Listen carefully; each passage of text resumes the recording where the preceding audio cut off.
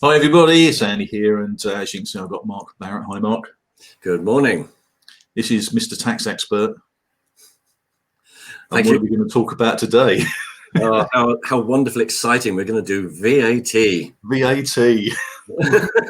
Love VAT. How can we give more money to the government? Yes. I know. But it is an incredibly important aspect of all business, and we all have to suffer it at some point or another. So we'll try and get the inside scoop on it. For those of us refurbishing properties, it's 20% on all the cost. Every time you look at a cost, it's at 20%. Yeah. And it's just dead money, and it's gone. And so if we can manage it, control it, let's keep some more cash in our pockets. Brilliant. So let's get into this. So do you want to stick your screen up, and then I'll stick your presentation up, and I'll share your screen. Okay. Right, here we go. Okay, that's shared now.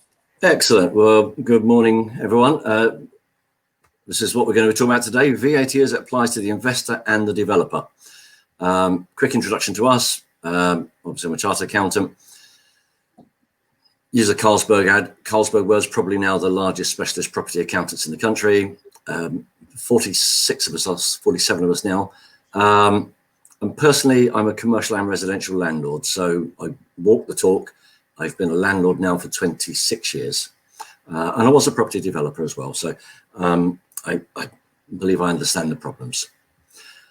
This is important, please. What I'm saying today is not professional advice. You must not take action or refrain from taking action based on the information I provide. What I'm doing here is I'm going to skate over the topics. This is only a half-hour presentation on a huge topic. So by all, listen, learn what the questions are. But if you need specific advice, contact us, contact your accountant. You'll see at the bottom of each of the screen, there's an email address. You'll notice it says PIN at. What that does for my staff is it tells my assistant that you're part of the PIN family. If you're part of the PIN family, we'll try to get you through to talk to me quicker. It is a gift. It's not a right or an obligation or anything. It's a gift that I'm making to you simply because you've got the best trainer, in my opinion. If you could just do one thing for me, Mark, if you could just hide that it says StreamYard is sharing your screen. If you just hide it, that's it. Then you can see your email address nicely. Okay, my apologies. I thought that was only on my screen. You've got a really great trainer with Simon, so I'm very happy to support people who take great education. So let's crack on. VAT.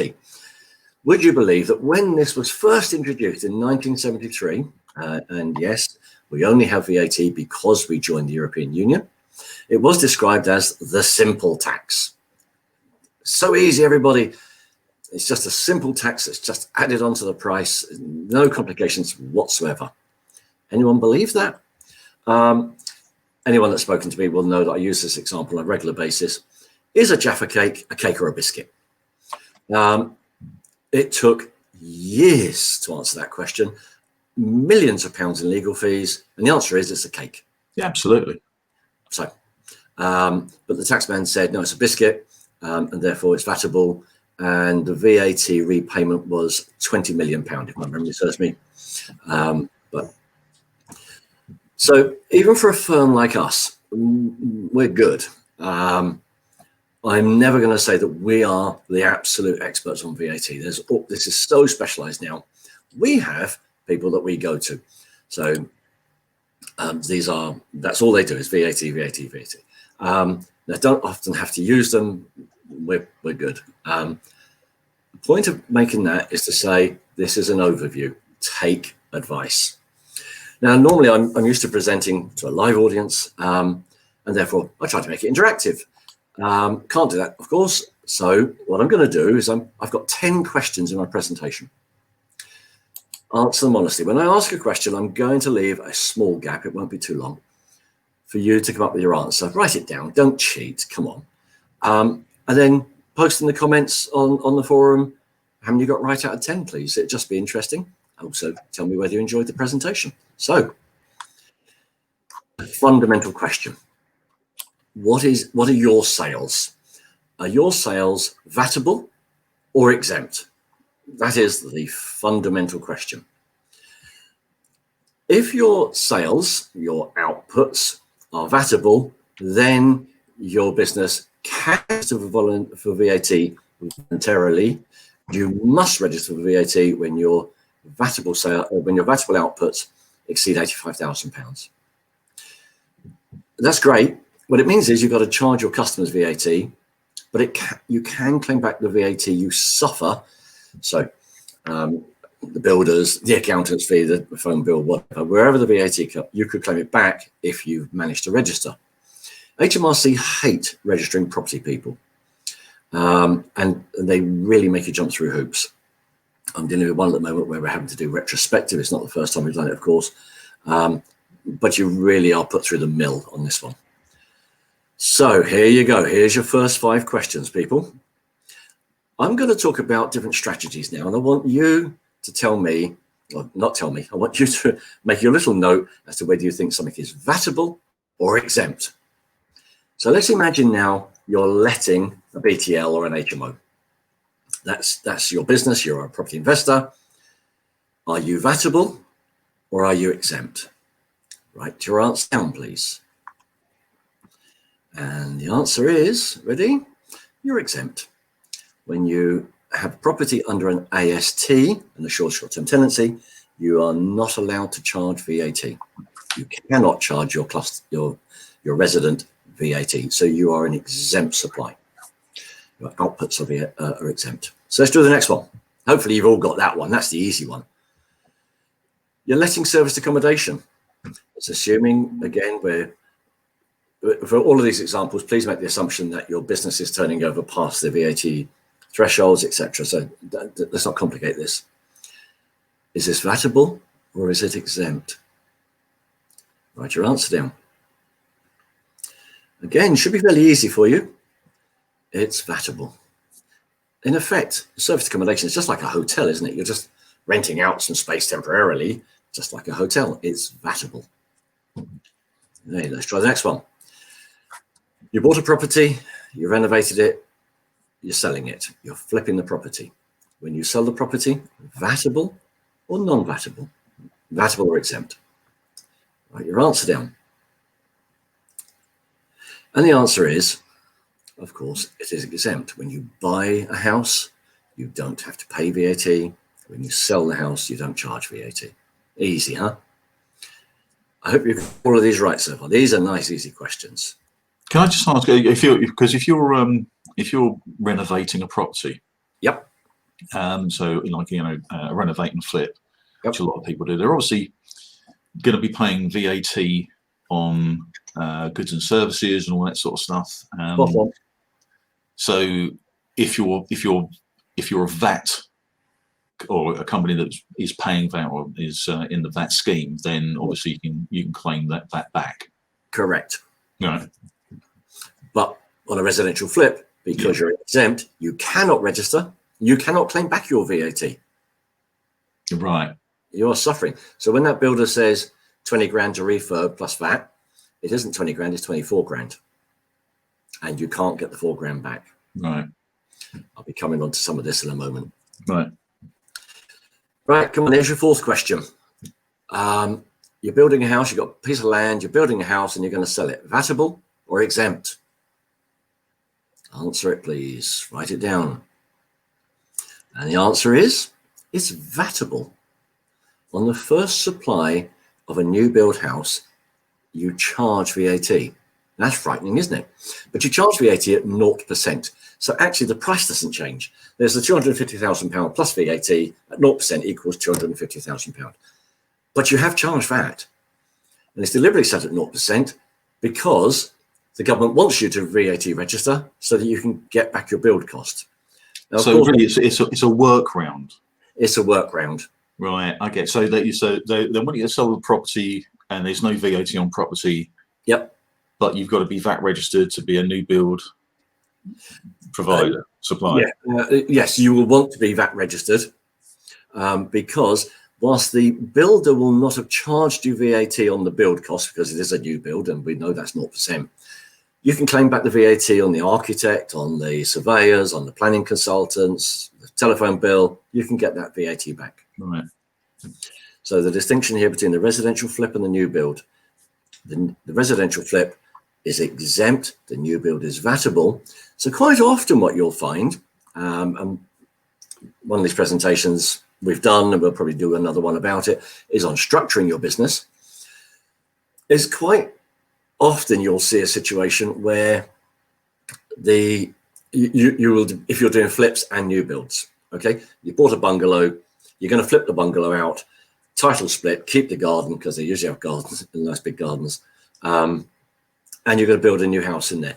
What you might end up doing is actually having two businesses, two companies, because you'll do your residential flips in an exempt company. So keep that one nice and simple. And now we'll put the new build, the title split, into a second company, because we want to register for VAT for that one, so we can get back our VAT on our expenses. Yeah. Okay. Yeah. Last of the 5 questions on this slide. There you go. You're converting a commercial property to residential and selling it. Is your supply VATable or exempt? That's a bit more tricky, isn't it? Okay, so have you written down your answer? Well, the answer is actually it's VATable, because the commercial conversion is not a residence. So it's treated like a new build. You've converted to residence and you're selling. So it's the first time this house, this residential property, has been sold. So actually that one is VATable at 0%. Now, these are really important, and we've covered some of it in just the chat between Andy and I. Your residential flips and your new builds, you might keep them separate. Your letting of BTRs, HMOs, you would keep that separate, and you will all know, please, I hope you all know, that you should only do your investments in an SPV, a single purpose vehicle. You know, I always like the phrase single purpose vehicle, because that's what the lenders will like. If you're in a rent to SA business, that is VATable, but there is a particular VAT scheme for that, which is called the TOMS VAT scheme, providing you set your business up properly, providing your contracts are right, providing the way you operate your business is right, you might be able to get the TOMS scheme. And just to put that into context, normally if I get people who are doing rent to SA badly, they've done it wrong, set it up wrong, the yield rate, the amount of their revenue that they have to pay to the taxpayer is about 17%. If you can get the TOMS in place, it's down at about 6%, 7%. Oh, okay, that's definitely worth knowing. So getting that structure right of these businesses and actually taking advice, and it's a common thing that accountants will talk about all the time, penny wise, pound foolish. The number of people who just set up and get going because they don't want to spend any money up front, and we all understand not spending money, but hey, do you want to give away 17% of your revenue, or do you want to only give away 6-7%? It might be worth taking a bit of advice. Okay, so that's that slide done. How have you got? Out of 5 questions, hopefully you've got a very good score. So let's. I got 3. Failed miserably. That's not bad. Okay. VAT notice number 708. This is your bedtime reading. Seriously, print it. I think it's 106 pages long. It is difficult to read. The big problem I find with people reading it is that they read what they hope it says or think it says, not what it actually said. So you actually read what words are there, but actually think about the words that aren't there. Okay, that's important on all legislation. And it will always refer to the appendices. And people go, yeah, appendices are boring. They don't read the appendices, but the appendices are really important. So if you're going to read it, and you must read it properly, and it'll take some read-throughs and you'll start to get it. But VAT notice number 708, very important. It is a document that the government has written to talk to the builder. It's not talking to you, but now it's the builder who's going to charge you VAT on your refurb, for example. Well, you ought to know what the rules are as much as he ought to know what the rules are. Quite often, and that sounds very superior, and I don't mean to be funny about it, very often we find ourselves in a situation where the builder doesn't know what he's meant to be doing, The builder asks his accountant. The accountant's not a property specialist. The builder's accountant doesn't know either. My client's asking me, and I'm saying, well, these are the rules. And now you've got this argy-bargy going on between supplier and you. Quite often what we have to do quietly is we have to have a conversation with the builder's accountant to point out, well, this is the bit and this is what's happening, and these are the rules. And I'm sure you've agreed. I'll just let your client know. Now we can get the VAT right. VAT notice number 7 and 8, pretty important. So 5 more questions, people. You're about to suffer VAT. You're doing a refurb, you're about to suffer VAT. So it's important to know what VAT you should be paying.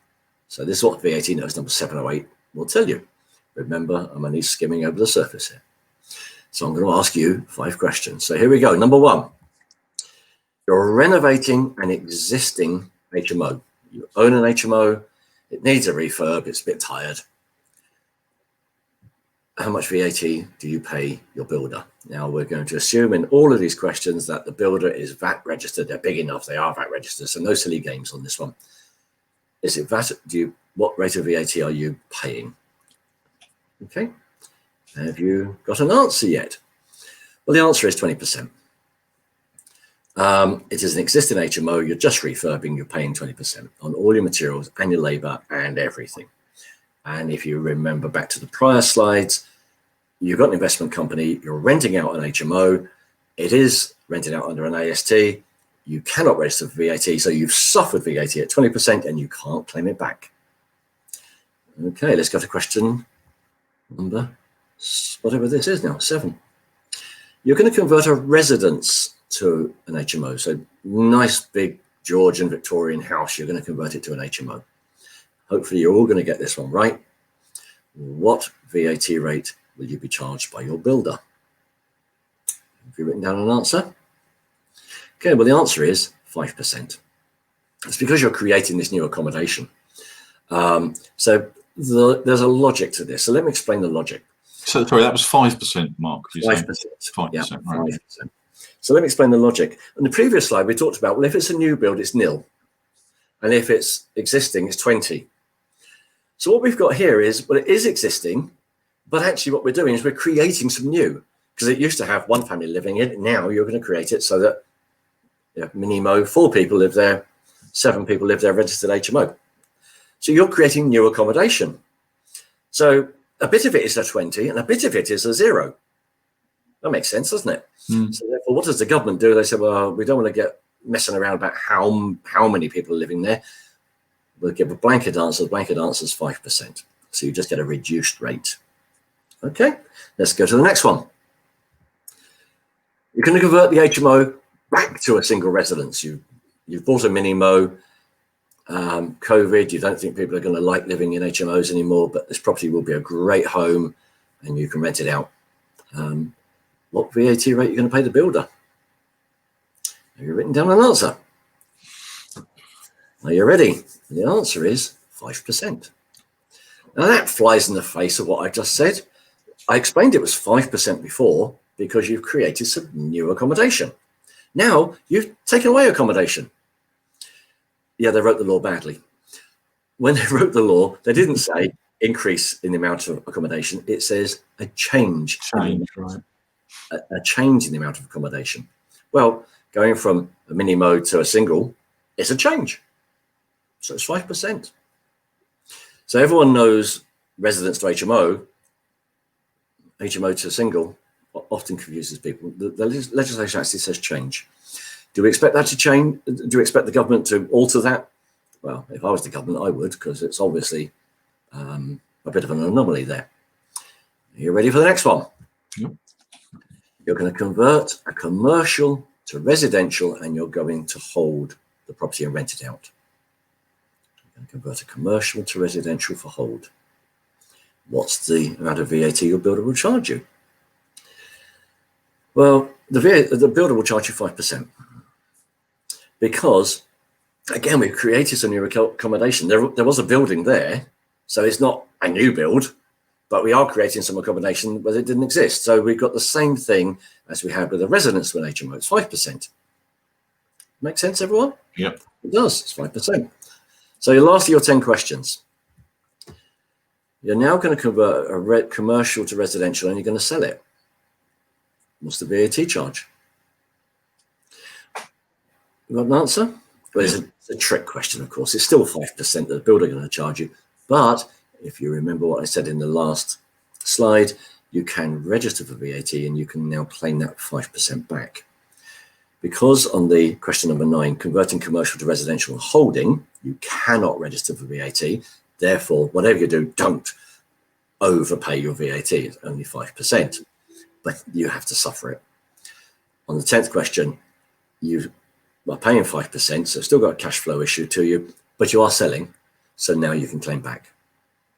So we can combine 2 sets of rules there, can't we? Hopefully, you've done quite well out of your 10. Go on, Andy, you're going to be brave and tell us what you got. Well, I only got 2, but the second one was sort of a lucky guess. So I thought the first one would be 20. Yeah. And I didn't have a clue that there was a 5% one. To be honest, I had no clue. So I got the converting a residential to HMO wrong, and I got the converting HMO to a single residence wrong. But when you said converting commercial to residence and holding, I just thought, I bet that's 5% as well. So I got that one right. So well done. It wasn't by it was more luck than judgment. That's fine. Again, for everyone else that's listening, the whole point of this presentation is not for me to teach you to be as good as my team. It's so that you know that there's a question. Yeah. I remember, you're visualizing, you bought a property, you're about to convert, and you remember, hang on a minute, Andy did that presentation with some bloke called Mark, and there's a question. As long as you know what the question is, now you can get the answer. You're not expected to know all the answers. You're expected to know that there's a question.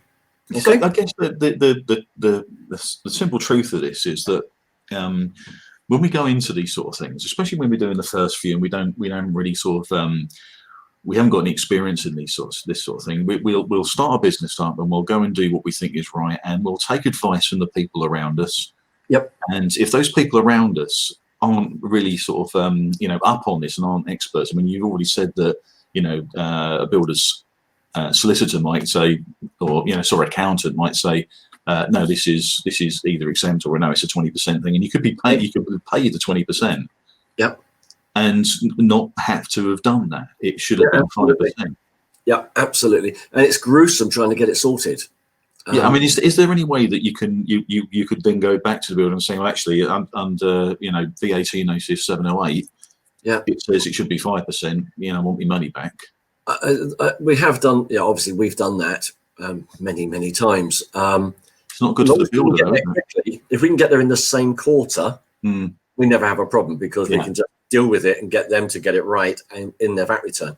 Yeah. Where the problem becomes is that you're talking to the account, you're listening to this presentation now, you think, oh my goodness, I did that 2 years ago and I paid the wrong VAT. What the heck are we going to do about it 2 years after the event? That's gruesome trying to solve that one. So solvable, but it is a hassle, and hassle costs money. And also it would hurt the builder quite significantly, because that's money they didn't think they'd have to pay back. Well, they've got to get it back from the VAT office, and therefore now they've got the issue of having to deal with the VAT office, where they've suddenly made a reclaim because of something that happened previously, and now the VAT office is now saying, well, actually, how competent are you? How much else have you got wrong? Perhaps we ought to come and do an inquiry into you. Whoa, we've opened a can of worms now. And I have actually had a client who's given an indemnity, and their indemnity was, if you end up with a VAT inquiry, don't worry, Mark will come and deal with it. So that's not to say that we guarantee there's no problems, but if they've done things wrong, they've done things wrong. But they would need to fix it. So good. Moving on. Avoiding combining a VATable business and an exempt business. Now, I've already talked about this, where I talked about the flips and the new builds. If you remember, I said that, think of Barrett Homes. I'm sorry, I know it's misusing my surname, but Barrett Homes spelt wrong. sorry, they're bigger than me, aren't they? So maybe my name's spelled wrong. They have a new homes division, and they have their flip division. They always have two. You keep your flips separate from your new builds. The reason for doing that is you want to avoid this thing called VAT partial exemption. So let's imagine now you've got a business, all right, and in your business it's turning over £200,000, all right? I'll use an example here, £100,000. £50,000 of it is vatable, £50,000 is exempt. Or let's imagine your business turning over 200, 100 vatable, 100 exempt. Yeah, you're definitely vatable because you passed the threshold with your vatable sales, but only 50% of your sales are vatable and 50% are not. Therefore, you can only claim back 50% of the VAT you've suffered. right. So you really don't want to mix up your flips and your new builds. If we look at the people who are perhaps doing Simon's deal sourcing course, you probably don't want to mix that with your rent-to-rent business. Rent-to-rent business, you're supplying property under an AST, therefore it should be exempt. There's actually a bit of an issue about that. I am the only accountant that ever worries about this, but it's too detailed to go into here. I have an underlying gut worry about the taxman might attack the rent-to-rent market at some point in the future about VAT. But at the moment, certainly we would consider a rent-to-rent business to be AST. AST is therefore exempt. And you've done deal sourcing and both of them are turning over 100 grand. Damn, what did you put them in the same business for? I know you didn't want to pay the accountant another fee. I understand that. But do you really want to lose half of all the VAT you pay out, you suffer every year? Doesn't make sense to me. So think about partial exemption and try not to get involved in partial exemptions if you can avoid it. Okay, we're getting towards the end. Making tax digital. Now, MTD, hopefully you will have seen some publicity about this. I know that QuickBooks and Sage and Xero are all do TV adverts saying it's dead easy, our computer system deals with it. It's not quite true. Hopefully you've seen some marketing from us and you notice in the top top left-hand corner there, our logo for our MTD service. This is the new normal. I know America calls itself the land of the free, but you know, how many wars have we fought in this country for freedom? And we've got the most CCTV and we've got the most intrusive economic system ever in any country, anywhere. This is the new normal. This is coming. And it's starting in VAT, but it will happen on all taxes. It will be on your income tax, your corporation tax, if you're self-employed. It will happen on all taxes. It will happen. It's coming now. So it has started and it's in VAT. And what that means is you have to use a computer system of some description for your accounts. So the days of the manual ledger have gone. Yes, you can use Excel still. That is a computer system. And you can have transitional software. It's not going to last for very long, people. So be aware it's coming. It's going to hit all your taxes. You're going to get off Excel. You're going to be onto computerized systems. And what that means is you're I don't know what the hell that's meant to spell. I will tell you what it says in a minute. Your computer must communicate. It doesn't say that, but your computer must communicate the quarterly VAT to HMRC. Your computer talks to their computer. You cannot involve yourself. You cannot enter the data into HMRC system anymore. What HMRC have already said they're doing as part of your learning process for this, for MTD, is that their computers are now going to send a nudge. Now, their computer is now going to send your computer a message saying, are you ready yet? It's a nudge. That's the next step. And the whole point of that nudge is not a reminder. That's what they're going to call it. It's going to call it a reminder. Actually, what it's doing is to prove that the communication works in both directions.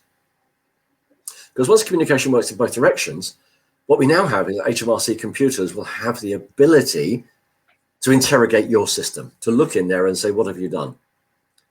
What transactions have you done? Have you done any funny journals to try and change what's happening with your VAT returns, with your accounts, etc.? Huge issue. Anything you've ever done wrong, just think about this. You take money from your company, and then at the end of the year, your accountant declares your dividends. No, actually, what your computer system now shows is that you were borrowing money from your company, and once a year you declare the dividend. That's wrong, and that incurs tax as a benefit in kind tax. HMRC Computer will have the ability to interrogate your computer. This is really big and serious, people. Make sure you're talking with your accountant about it. Eventually, all your documents, so all your receipts, everything must be held digitally. Do you want to guess why?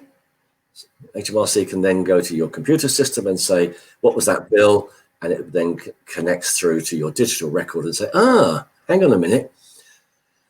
That refurb, that item that you claimed as repair doesn't look like a repair. It looks like a renovation. Should that be capital rather than a deduction from your income tax? You can imagine where this is going, can't you? Anyone liking this so far? Well, I'm not. That's the end of my presentation. There's Making Tax Digital. I think we set ourselves a time of 30 minutes. I think I've probably got there. This one is scary, people. It's going to affect all your income tax, your corporation tax, your stamp duty, VAT, CIS, CITB, SIL, everything. It's going to be computer to computer. So if you just a question on this, then if you're using an accountant like I do, you'd be interrogating their computer rather than my computer. Yes. Because I don't hold anything here. I give it all to my accountant. I get my accountant to do everything because I hate it. Yes. You know? So the issue comes back to, and let's be practical about this. Is there anything within a company's history, so not Andy's business, which of course is clean as a whistle, and he's really called Snow White. Is there anything within any company history where you say, actually, I didn't quite do that right? The end result was right, but I didn't quite do it right. I didn't get my dividend certificates put onto my system at the right time. Just imagine that scenario, please. Anyone fancy that history being looked at? So I have got clients who are saying, yeah, fine, I've been using whatever system in their office. Hey, Mark, take over now. You keep it clean. But actually, we will transition the opening balances across to a new computer system so that we've got this physical barrier. The old stuff is in one program, and now everything going forward is in a new program, and it is now Snow White. Okay. I don't know how far back this interrogation might go. I mean, I think it is it's going to start with VAT, you say, and there's going to be other things that are going on, other areas of tax, like income tax and all the rest of it that it's going to get into as well, obviously. Yeah, absolutely. That's already happening. Right. When the VAT rollout. Sorry, I'm going to use the C word of COVID now. Historically, HMRC and the government were absolutely diabolical with their IT systems. They were, let's be practical. MTD was meant to be rolled out, then it got delayed because the IT systems weren't ready. COVID comes along. Give the government credit where it's due. You've turned the whole of HMRC, which has spent its whole existence on the basis of extracting money out of a stone. Okay, we didn't want to give it, but they've extracted it. And they turned it into a grant giver. And they did that within a month. Wow. And the computer system worked. We've been handling furlough for people. The computer system didn't fall over once. Brilliant. Look at what they've done with the self-employed. It worked. They really got some good IT boys now. They really know how to do it. Now they've said, hey, we can do this. And we've now adopted the can-do attitude rather than the civil service attitude, I think is what's happened.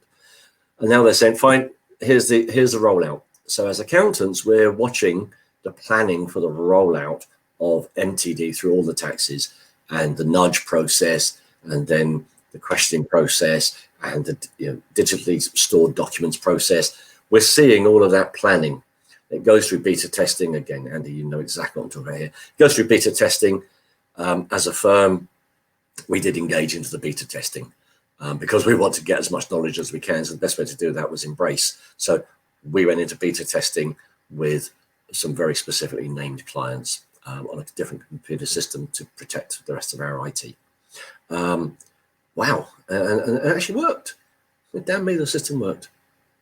So a lot of, I mean, there's going to be a lot of people out there that are starting up in a property business. They don't probably have, if they have an accountant, they won't be someone who's au fait with, the property regulations the same way as you are. Probably not. So they're going to probably have to at some point maybe make a transition from the accountant. I'll just put it down to us two. You deal with it, good, because I haven't. There you are.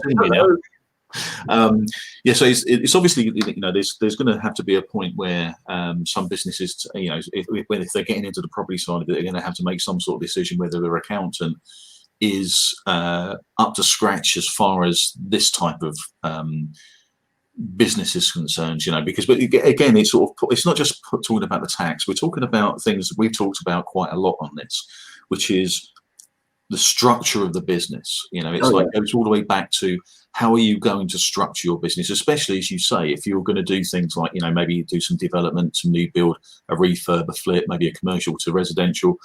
There's quite a mix in there, and you really got to know how to separate those businesses out and how to structure your business, your overall business, specifically for this sort of thing, this sort of tax thing. Yeah, 100%. You know, I say that because I've said it before. But let me give you true examples from yesterday. All right, spoke with two people who did the DIY formation process, and I see it on social media all the time. It's 15 quid. You don't need an accountant. Absolutely fine. And anyone that's ever been through a process with me will know I speak very plainly and I speak plain English, and I score them out of 10. And I go through and say, well, on these various topics. Yesterday, was a managing director of a multinational company who's formed his own company for a particular reason, scored 1 out of 10. Right. Another chap yesterday, to be fair, scored 0 out of 10. We've actually got to collapse what he's done. 0 out of 10 means you even got the name wrong of your company. You actually got the name wrong. So I know penny wise, pound foolish. Where both those guys were really clever was they did it. Certainly the guy that scored 0 out of 10 was super smart, because he did it and went, oh, damn, I don't really know what I'm doing here. Mark, help me. So he'd done it, but within a day, he's on the phone to me. So smart man. Get them right. Get them right straight away. And it is the important thing to get. Getting advice. You don't know what you don't know. So.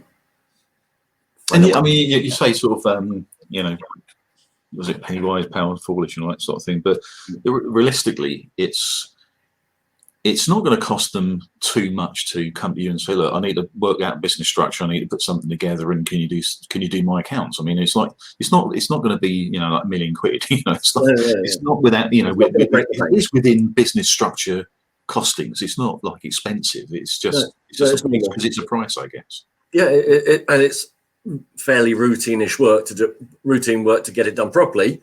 So for us, as a company, we're probably forming 15 companies a week. So for us, it's fairly routine. The important part is the designing it to fit the person, not my mate on Facebook said. Don't do that. What do you want? What's right for you? What fits for you? What hits your plans, etc. So that's the part that's really important. Pressing buttons is not the important part. It's what you don't know what you don't know. Therefore, get some knowledge, do it properly, aim it at the right target, and then get your business formed. So it is important, but it is featuring through life, because every time the government does things like MTD, making tax digital, ineffectively what they're doing is that they've always used accountants and businesses as tax collectors. So anyone that's involved in developments will know about something called CIS, Construction Industry Scheme. You're just a tax collector. You know, if you've been borrowing money and you're paying interest, you'll probably know about CT61. You're just a tax collector. So now, in effect, what they're doing with MTD is they're forcing that out, and they're now doing computer controls over your tax collection and your taxes. So they've now expanded your role as, in addition to being a tax collector, now we're going to control your taxing, so you don't play silly bugger games.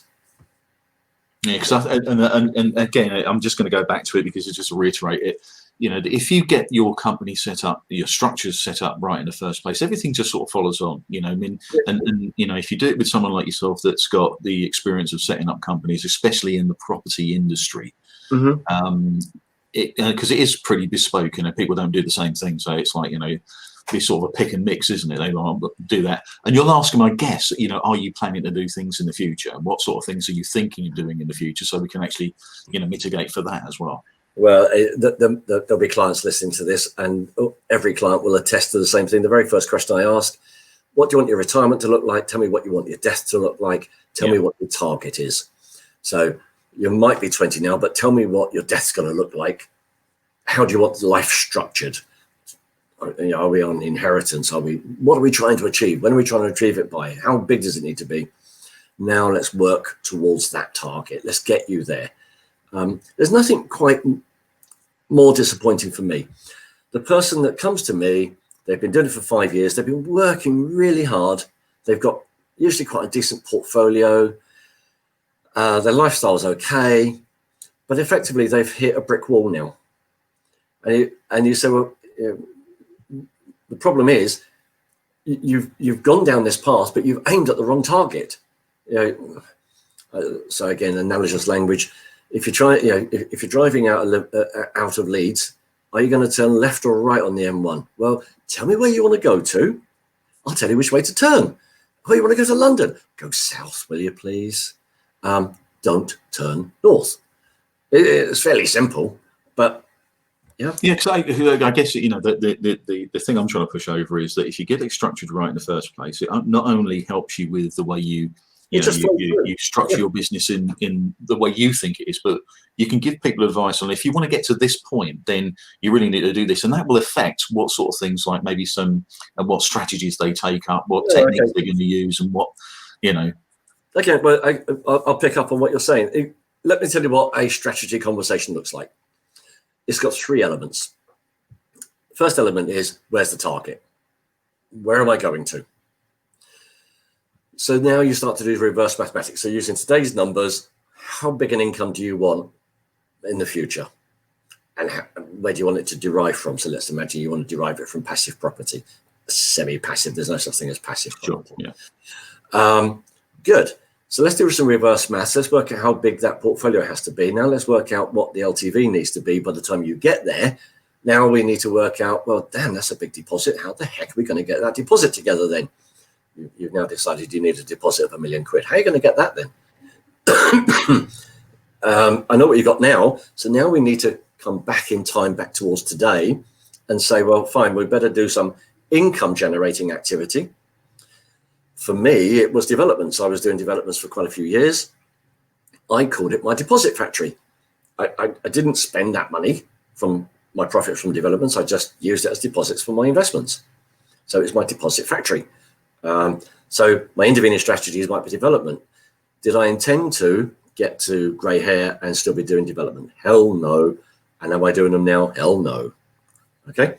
But it was useful. So start the strategy, make it work, finish the strategy, close that one, carry on this one.